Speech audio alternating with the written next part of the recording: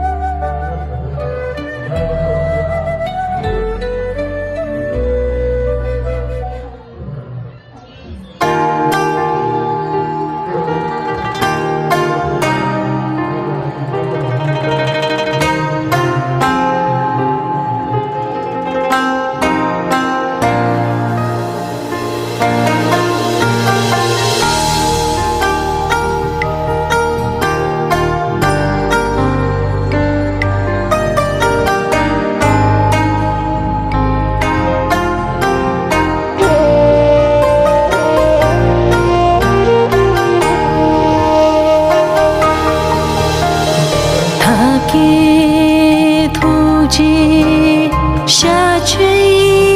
日苏土心意迷途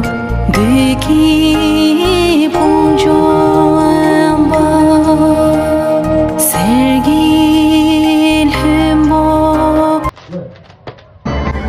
Jitna年你要是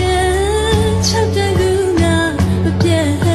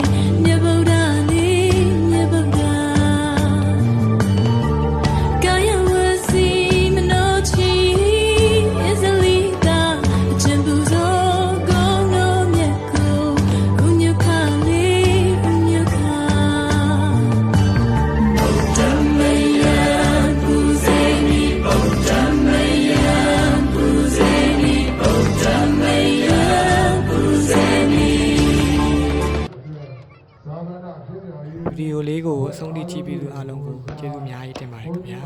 နောက်ဗီဒီယိုတွေကိုလည်းစိတ်ဝင်စားလာရင်လည်းတင်ဆက်ပေးသွားမှာမလို့အားလုံးစောင့်မျှော်ကြည့်ရှုပေးကြပါဦးခင်ဗျာ